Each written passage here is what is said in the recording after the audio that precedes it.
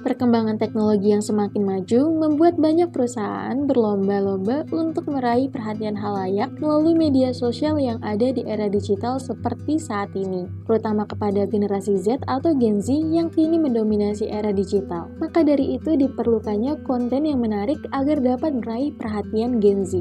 Saya Julian Mia Puspita, dan ini pengalaman saya mengikuti magang dan studi independen bersertifikat di Sebangku Games Aktivitas 3 sebagai content writer. Aktivitas 3 pada program MSIB Batch 3 di Sebangku Games bekerja sama dengan perusahaan yang bergerak di bidang fashion dengan fitinline.com. Perusahaan ini terletak di kota Yogyakarta, daerah istimewa Yogyakarta. Hal itulah mengapa judul program MSIB Aktivitas 3 adalah riset dan pengembangan modul dan pembelajaran fashion untuk Gen Z. Program magang ini dilaksanakan selama 5 bulan secara luring di kota Yogyakarta. Berikut merupakan kegiatan saya di fitinline.com. Secara garis besar, content writer merupakan divisi yang bertanggung jawab dalam proses produksi konten tulisan di berbagai media milik fitinline.com, seperti website, TikTok, Instagram, maupun YouTube. Dalam perjalanannya, ada beberapa kompetensi yang dikembangkan dalam divisi ini, seperti design thinking, penelitian penggunaan bahasa, psikologi komunikasi, penulisan artikel dan berita, serta copywriting. Di dalam kegiatan design thinking, kami belajar untuk memahami dan menerapkan proses pengembangan ide dalam membuat tulisan, baik itu dalam bentuk artikel maupun konten di media sosial.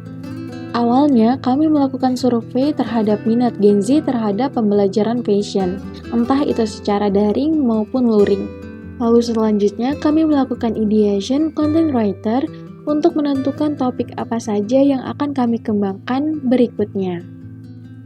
Dalam penelitian penggunaan bahasa, kami belajar untuk memahami dan menerapkan proses penggunaan gaya bahasa dalam membuat tulisan, baik dalam bentuk artikel maupun konten di sosial media.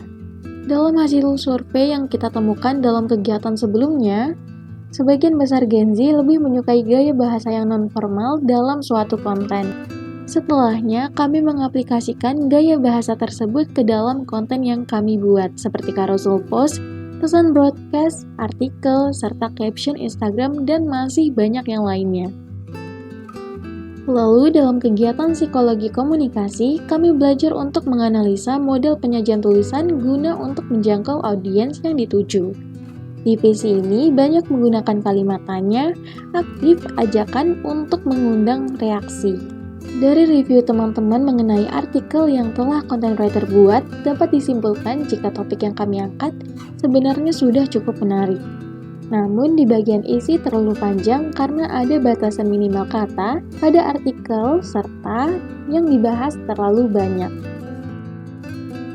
Dalam kegiatan penulisan artikel dan berita, content writer belajar untuk menulis artikel terkait topik serta temuan dari surveyor yang akan diunggah melalui website perusahaan.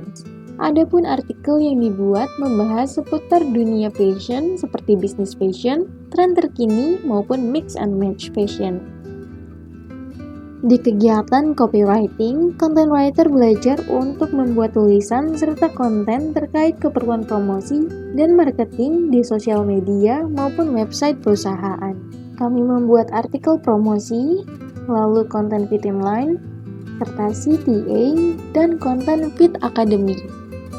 Selain beberapa kompetensi yang dijelaskan sebelumnya, divisi content writer juga turut serta dalam beberapa proyek lainnya, seperti mengedit tulisan dari divisi lain, lalu menjadi talent dalam konten visual maupun voice over, serta membuat konten artikel to video, lalu melakukan survei terhadap produk fitinline.com.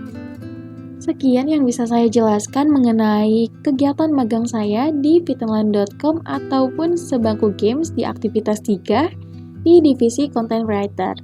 Sampai jumpa lagi di kesempatan berikutnya.